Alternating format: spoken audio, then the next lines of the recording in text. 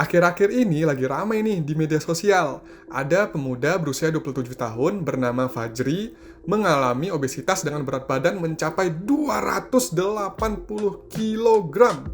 Dengar-dengar sih Fajri sampai harus dievakuasi menggunakan forklift dan mobil pickup ke Rumah Sakit Umum Cipto Mangunkusumo atau RSCM di Jakarta.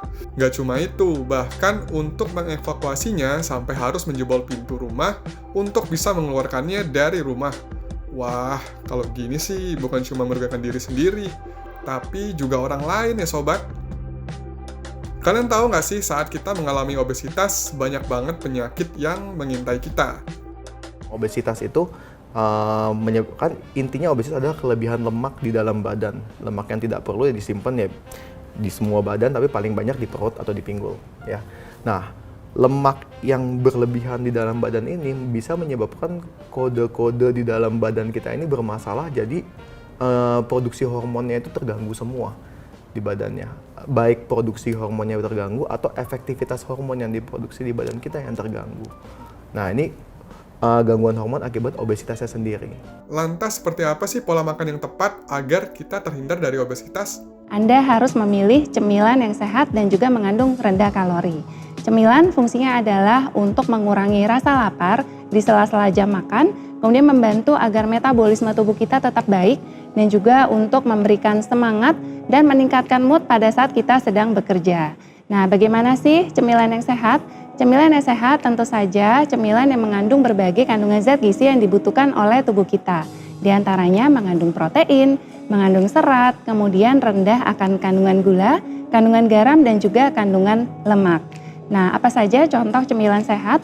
Contohnya adalah seperti kacang-kacangan, tapi ingat ya, kacangnya tidak boleh digoreng. Kita bisa memilih kacang rebus atau kacang panggang.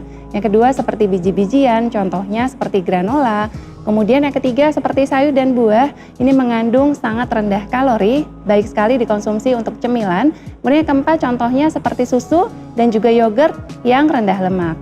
Nah, tips untuk memilih cemilan ada beberapa. Yang pertama adalah Anda harus perhatikan porsinya. Sudah pasti ketika Anda mengkonsumsi cemilan, Anda harus perhatikan kandungan nutrisi yang tertera di belakangnya.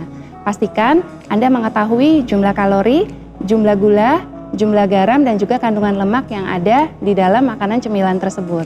Kemudian pilih cemilan yang rendah kalori. Sudah pasti Anda harus memilih cemilan yang kalorinya untuk per kali ngemil adalah maksimal 10% dari kebutuhan kalori harian. Misalnya kebutuhan kalori Anda sekitar 2000 kalori, Anda bisa memilih cemilan yang kurang lebih per kali ngemil sekitar 200 kalori. Anda perharinya boleh ngemil kurang lebih 2 kali per hari. Kemudian Anda juga harus memilih cemilan yang sehat. Anda harus memilih cemilan yang mengandung protein dan serat yang tinggi, dan juga Anda harus memilih yang rendah gula, rendah garam, dan juga rendah akan kandungan lemak. Kemudian yang terakhir, Anda harus mengetahui nih, kapan sih jadwal untuk mengkonsumsi cemilan. Idealnya cemilan dikonsumsi pada saat Anda merasa lapar dan juga pada saat gula darah Anda turun. Sudah pasti di sela-sela jam makan. Bisa dikonsumsi 2 hingga 3 jam sesudah makan, yaitu antara sekitar jam 10 hingga jam 11 pagi dan juga antara sekitar jam 3 hingga jam 4 sore. Nah, kalau kita yang sudah terkena obesitas atau kegemukan, bagaimana ya cara alami agar berat badan kita turun dan sehat? Buah lemon tidak sekadar buah yang rasanya segar dan ada rasa asam, ada rasa sedikit manis, tetapi justru dengan kualitas segar, asam, kemudian ada sedikit manis, itu sebetulnya memiliki manfaat kesehatan untuk diantaranya membantu menurunkan berat badan kita dan juga untuk memelihara kesehatan pencernaan. Nah, mengapa demikian? Karena buah lemon itu mengandung nutrisi-nutrisi yang sangat kaya, seperti vitamin C tentu saja termasuk vitamin yang paling banyak terkandung dalam lemon, dan juga ada kandungan mineral-mineral, serta ada metabolit sekunder seperti zat-zat yang bersifat antioksidan, contohnya polifenol, itu yang banyak juga memberikan pengaruh untuk memperbaiki kesehatan kita, terutama kesehatan dari pencernaan, diantaranya membantu untuk melancarkan pencernaan ataupun membantu melancarkan buang air besar, karena kandungan seratnya juga cukup tinggi. Kemudian dengan kandungan zat-zat polifenolnya itu juga akan membantu tubuh kita tercegah dari obesitas. Dan kalau kita ingin menurunkan berat badan, tentu buah lemon ini baik dikonsumsi sehari-hari. Karena selain buah lemon ini bisa membantu memperlancar pengeluaran sisa-sisa makanan dari tubuh kita, tetapi juga zat-zat polifenol ini juga akan membantu misalnya untuk memperbaiki metabolisme serta membuat rasa di lambung kita itu menjadi kenyangnya lebih lama, sehingga rasa ingin makan itu pun bisa kita tunda.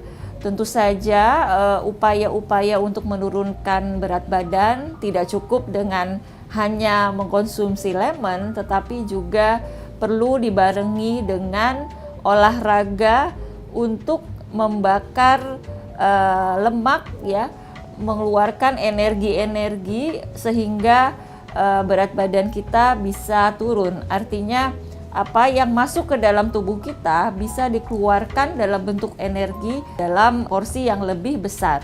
Sekian penjelasan manfaat lemon untuk menurunkan berat badan dan untuk pencernaan.